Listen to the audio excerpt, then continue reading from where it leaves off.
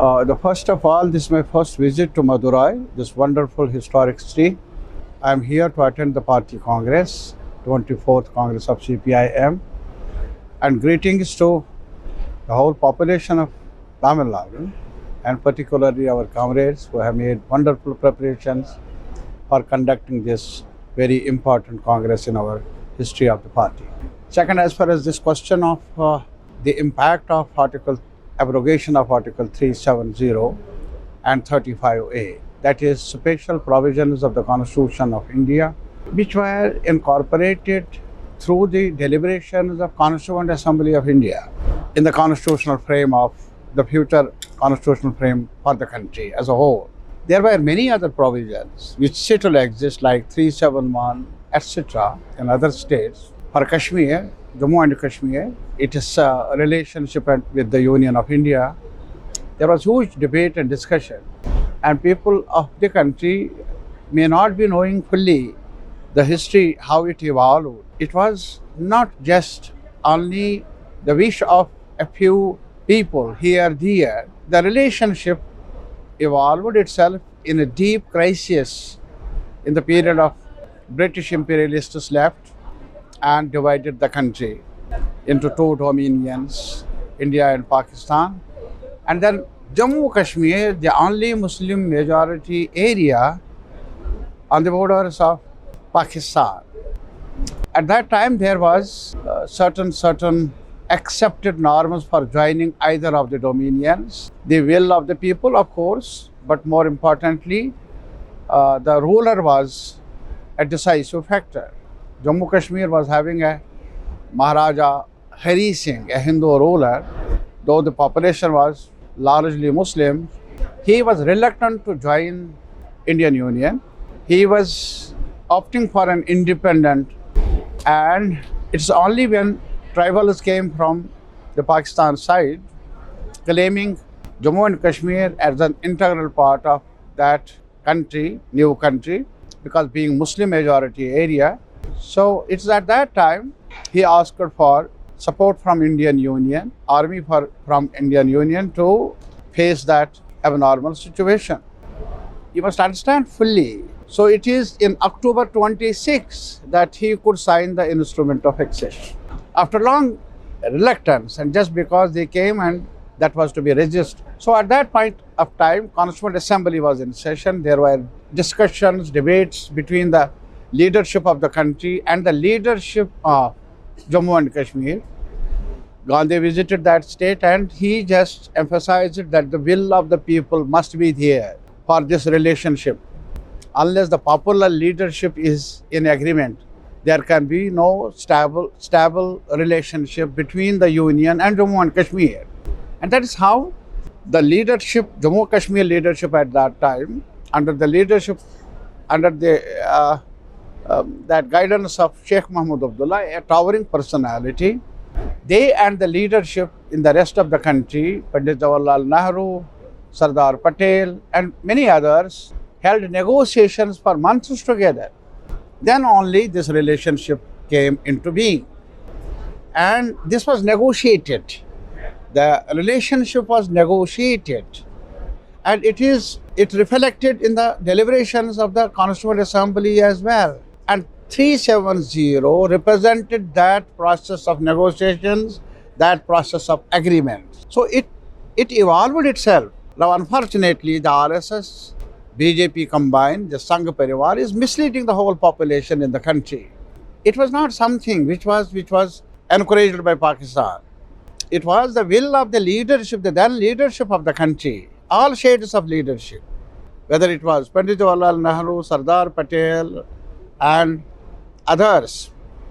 They together held discussions, and then Maharaja Hari Singh was there. So all these things are part of the history now, but one thing is there happening in today. History is being distorted. Now the regime at power with huge resources at their disposal, media particularly, they have controlled the media as well. They are creating myths about Article 370. The reality is something different. Now I will tell you, there is one more important achievement which we had earlier, that land reforms were held first time. It is after some years, Kerala followed that experience under the leadership of Comrade E.M.S. Namboodiripad when he was Chief Minister, not earlier, and land to the tiller without compensation. A radical land reform were held in Jammu and Kashmir. They are talking about the development and all that. It is in Jammu and Kashmir when they drafted the new constitution called Naya Kashmir, that is still available, universalization of education and empowerment of women are prominently mentioned in that document. First time. Unfortunately, that was not acceptable to landlords, feudals, and all others which were represented even at that time. On the one hand, some Muslim fundamentalists in Kashmir, and on the other in Jammu and rest by the Hindu communalists represented by RSS, Parja Parishad, Hindu Mahasabha. Then the countrymen might not be knowing that RSS launched the first agitation, nowhere else, not against British imperialism. They did not. They launched the agitation in Jammu against what is called land to the tiller, when Sheikh Abdullah, when they adopted certain resolutions in the Constituent Assembly of Jammu and Kashmir, then they took certain radical measures in terms of land reforms, etc. So that was not acceptable to them. They launched first agitation just because they represented feudal interests of Jammu and Kashmir, Rajas. So people of the country must understand that they are not on the side of the working people of the country. It is not today. Right from the day first, they have been siding wherever it was. Jammu Kashmir was the first place where they were feeling uncomfortable with the Naya Kashmir manifesto. So my point is, you see, its impact is now, not only it is 370 has been abrogated. What about the land rights? What about the job rights? They are claiming that Maharaja Hari Singh was a patriot. They are the people who represent them, him, and who honor him. Now that is his birthday is a holiday declared by this regime in Jammu and Kashmir, and Sheikh Abdullah's name has been removed from the list of holidays, that calendar. Now that Maharaja Hari Singh in 1927 and 32 issued notifications on what? Regarding land, declaring that non-state subjects cannot purchase land in Jammu and Kashmir. But BJP outsiders. Yes. My point is this, please note it out. Yes. And it is Maharaja Hari Singh then. He issued the notification both in 1927 and 32 about that no outsiders can get a job in his territory of Jammu and Kashmir. Now they are blaming us. They are telling the countrymen here that now you can purchase land. Adivasis can purchase a land in Jammu and Kashmir. They don't have even a jhompadi here. One who has not two-time meals available in certain parts of the country, marginalized people, can they afford to come to Kashmir and create bungalows for them? Purchase land. It is a corporate interest. You know, when this was abrogated and all that, the Adani was the first to announce that we will go, Ambanis and all that, their proxies, they announced. It's not the development for the Jammu and Kashmir which they claim. It is promoting the interests of the corporate capital. So my point is, snatching land from locals, there is no job. Now when we are asking them, please give us your report card for what you have done since you have abrogated Article 370, let the government of India, let their nominee, the Lieutenant Governor, explain to the nation, to the people, what exactly you have done there. Where is investment? Where are job creations? Where are hospitals? So all these things put together, they were claiming that militancy has been controlled, curbed and all that. You might be knowing it now. Earlier it was not in Jammu, militancy, terrorism. Now certain unfortunate incidents repeatedly are taking place in Jammu region as well. So this is a false claim. We have been suggesting that it's not the question of territorial integration. Territories are being taken control by our armed forces, security forces. The question is not, the question of integration is where the minds and hearts of a particular area and the rest of the country meet together. This has to be a relationship, willing relationship. Tamil Nadu cannot be forced to have one type of relationship, one type of lifestyle and all that. You must have, your participation is important, your willingness is important. On the other hand, humiliating the people of Jammu and Kashmir, they have not only abrogated Article 370, they have dismembered.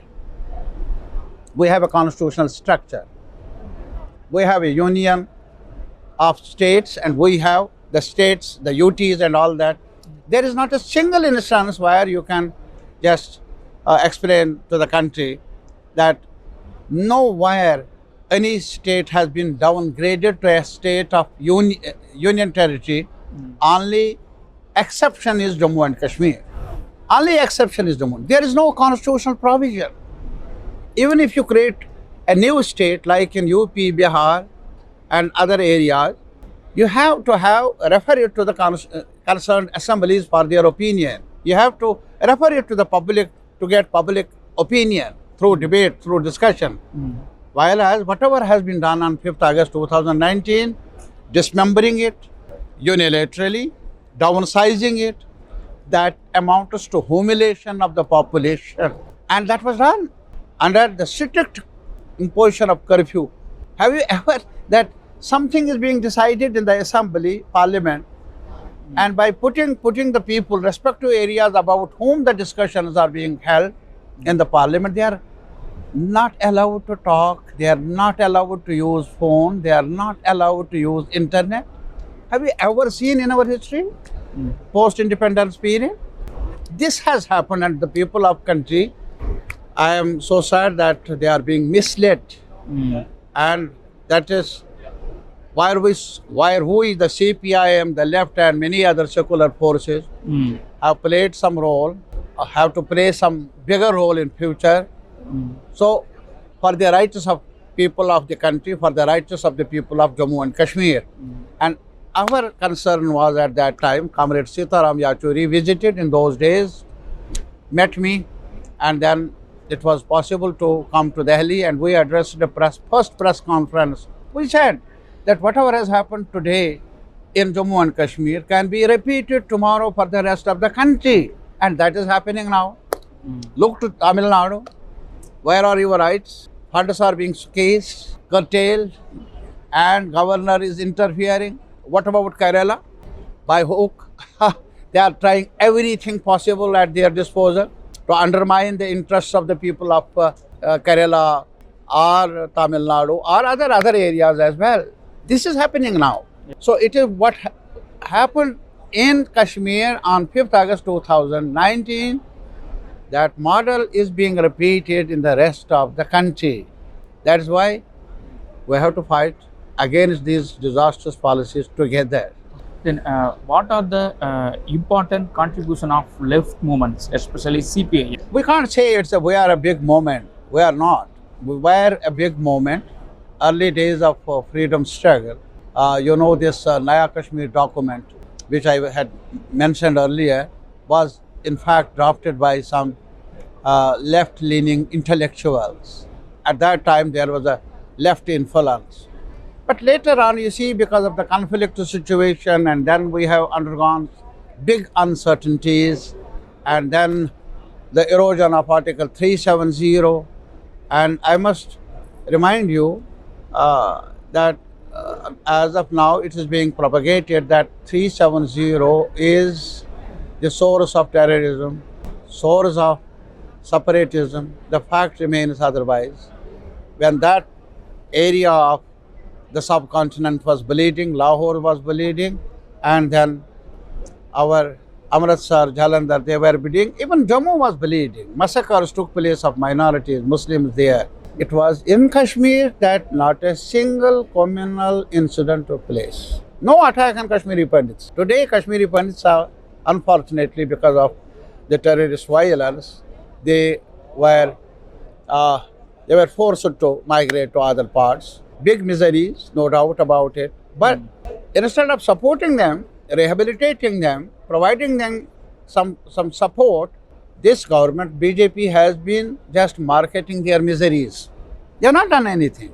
Jobs were provided when there was a UPA government. CPIM left was supporting that government.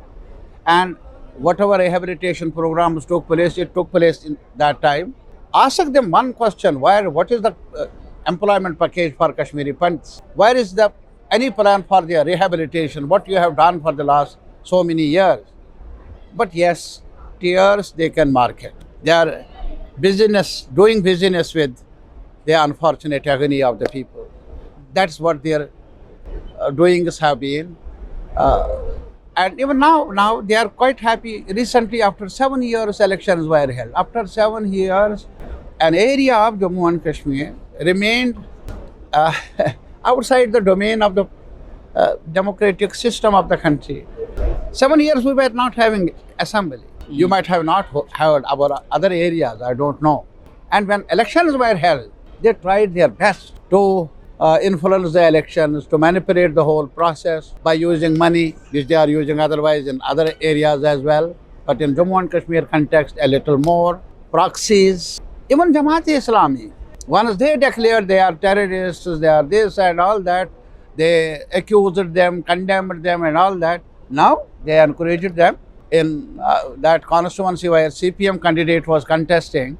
BJP's Ashirwad was for Jamaat-e-Islami. Now look, on the one hand they are talking about their yesterday only amendment in this Waqf bill, virtually humiliating the Muslim community, trying to disempower the Muslims, no doubt about that.